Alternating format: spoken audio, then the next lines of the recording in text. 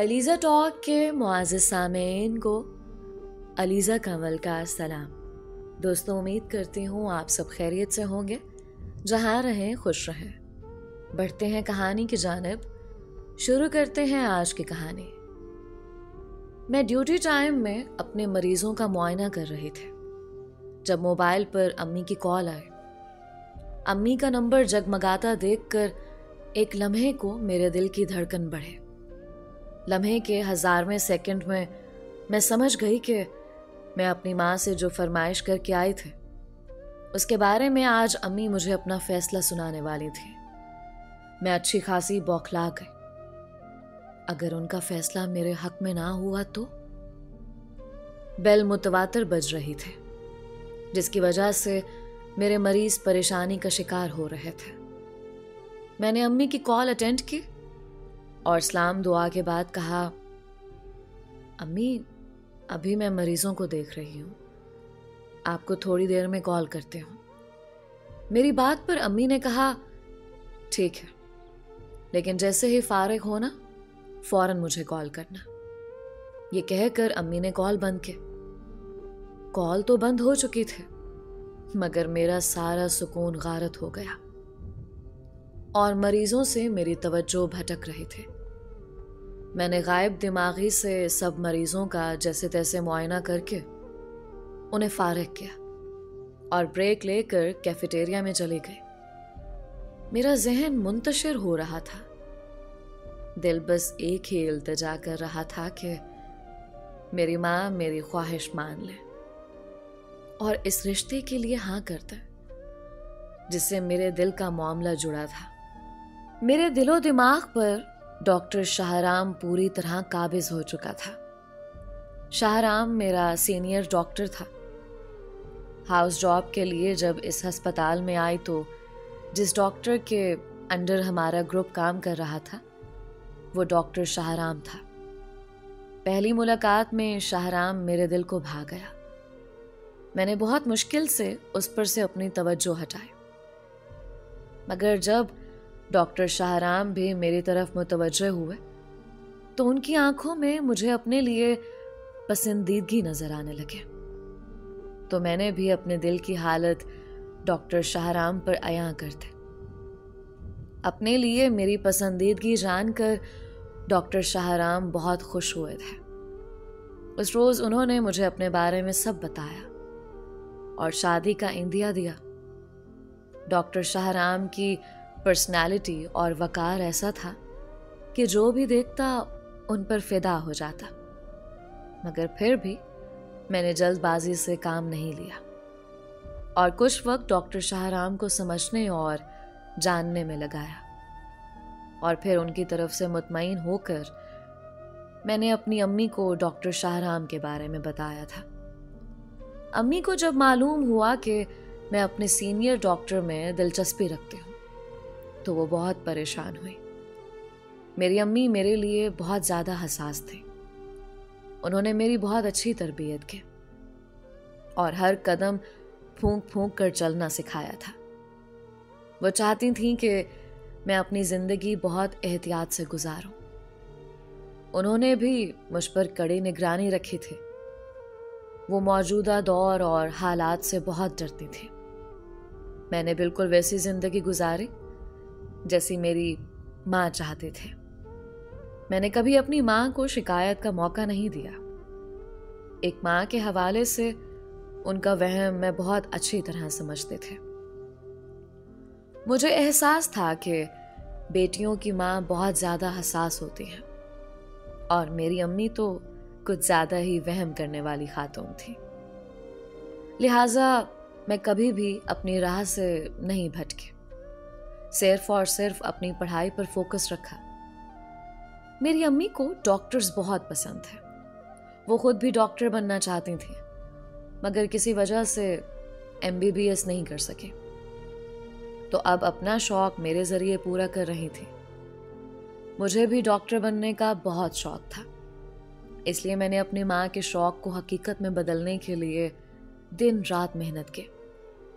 मेरी माँ की दुआएं और मेरी मेहनत रंग लाई और मेडिकल की फील्ड में मेरा एडमिशन हुआ। तो मेरी माँ बहुत खुश हुई थी। जिंदगी में पहली बार मैंने उनके चेहरे पर मुस्कुराहट देखी, वरना मेरी माँ सारी जिंदगी संजीदा रही। मुझे हॉस्टल भेजते हुए भी मेरी अम्मी बार बार मुझे हिदायत करती रही कि मैं अपनी राह से ना भटकूं, ना महरम लड़कों से दोस्ती ना करूं, और जितना हो सके मर्दों से उलझने की बजाय उनसे दूर रहूं। मैं उनके इतने वहम से चिढ़ती थी, मगर कभी कहा नहीं। जानती थी वो माँ है, मेरा भला ही चाहती हैं। मगर डॉक्टर शाहराम से मिलकर मैं अपनी माँ से किया हर वादा भूलने लगे। दिल के कवाड़ सख्ती से बंद थे, मगर डॉक्टर शाहराम ने मेरे दिल पर दस्तक दे डाले, और 1000 एहतियात के बावजूद भी मैं अपना दिल उन पर हार बैठे। वो आम मर्दों की तरह थे भी नहीं जो हर औरत के साथ फ्री हो जाते। वो बहुत संजीदा मिजाज और अपने काम से काम रखने वाले थे। औरतों को हमेशा इज्जत और एहतराम देते। जब किसी लड़की से मुखातिब होते तो अपनी निगाहें नीचे रखते थे। मेरी तरह उनके दिल पर भी दस्तक देने वाली मैं पहली लड़की थी। उन्होंने इधर उधर की बात करने की बजाय सीधा मुझे अपनी पसंद का बताया और मुझसे शादी की ख्वाहिश जाहिर की। उन्होंने कभी भी मुझसे कोई छिछोरी हरकत नहीं की, ना फिल्मी डायलॉग्स बोले, बल्कि ड्यूटी टाइम के बाद बहुत कम हमारी मुलाकात होती थी। तभी उनकी तरफ से मुकम्मल तसल्ली कर लेने के बाद जब छुट्टी पर मैं घर गई तो मैंने अम्मी को सब कुछ बताया। वैसे भी अपनी अम्मी से कुछ नहीं छुपाती थी। शाहराम की पहली मुलाकात से लेकर गुजरे दिनों की एक एक बात बताई। मैं जानती थी मेरी अम्मी नाराज हो जाएंगी, और ऐसा ही हुआ था।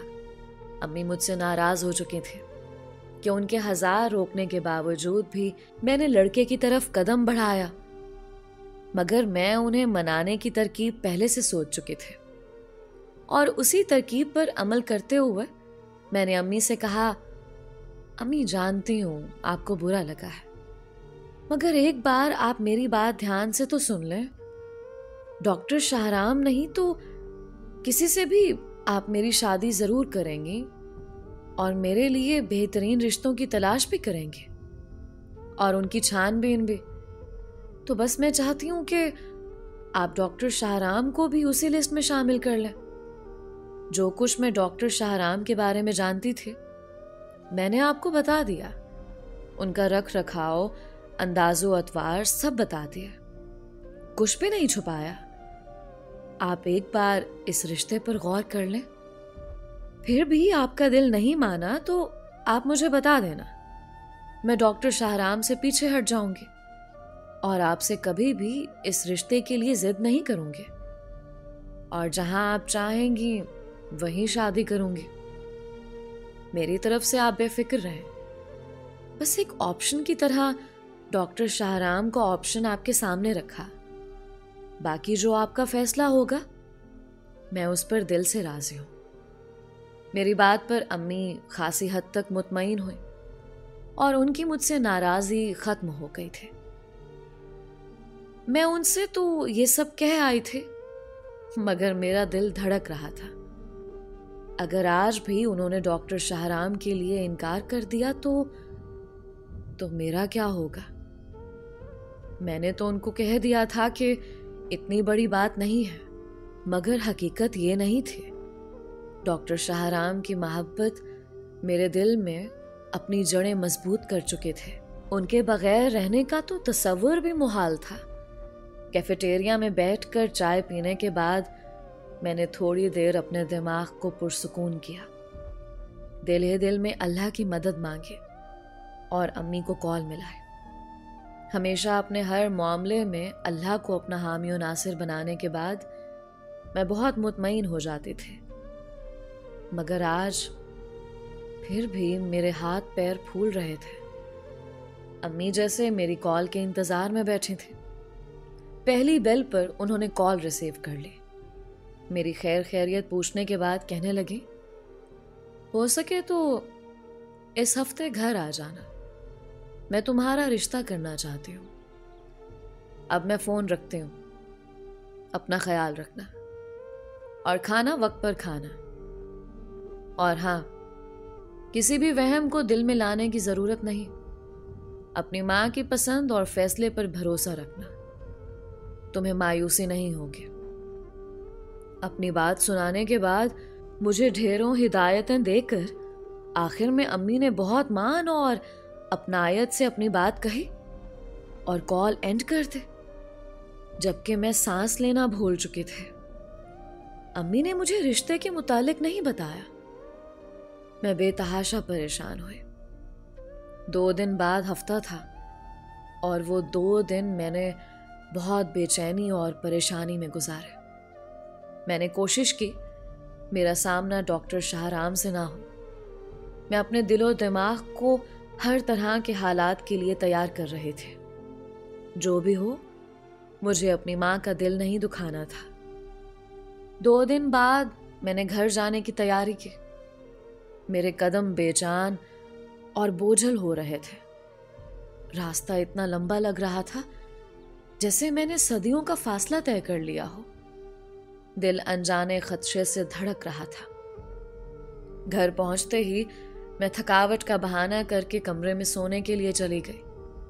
मेरी अम्मी भी जल्दी में थी। वो कहीं जा रही थी, इसलिए मुझ पर ज्यादा तवज्जो नहीं दी और जल्दी आ जाऊंगी कहकर कमरे से चली गई।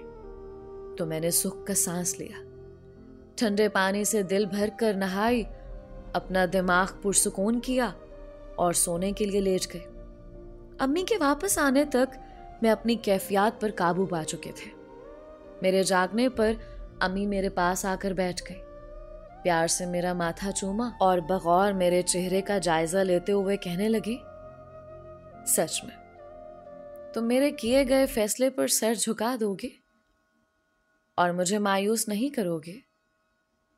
मेरा मान रखोगे ना?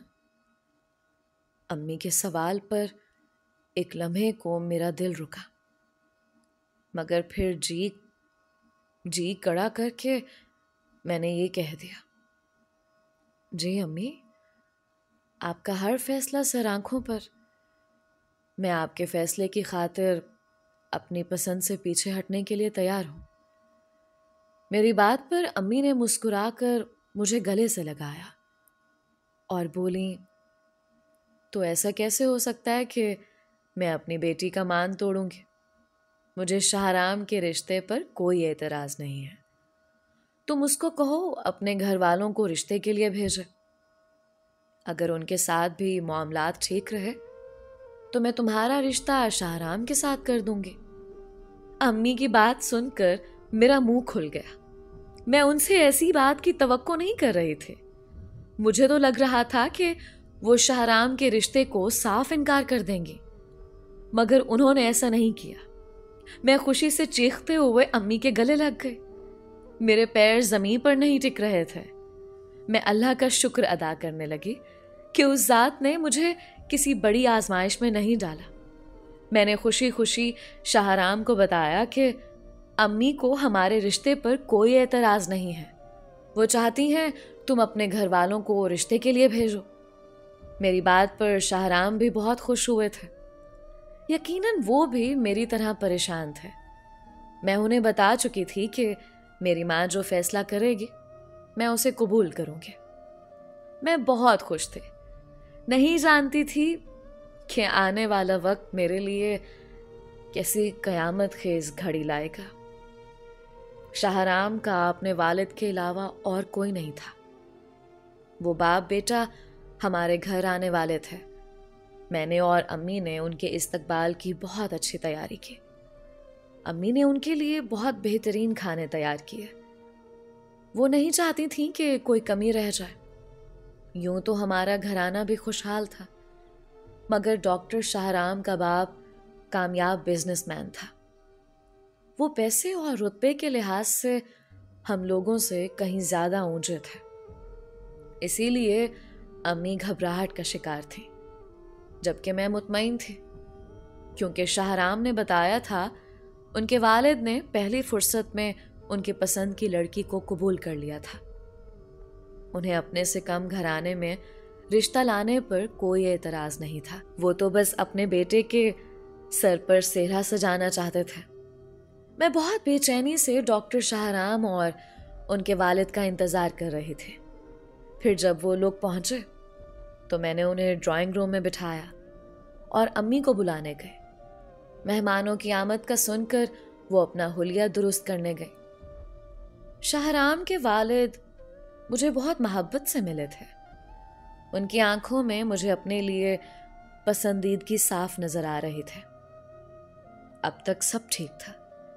मैं शर्माते हुए अपने अंदरूनी जज्बात पर काबू पाने की कोशिश कर रही थी। तभी मेरी अम्मी ड्राइंग रूम में दाखिल हुई और मेहमानों पर नजर पड़ते ही उनके चेहरे का रंग खतरनाक हद तक जर्द पड़ गया। वो पत्थर की हो गई। कुछ ऐसा ही हाल डॉक्टर शाहराम के वालिद का भी था।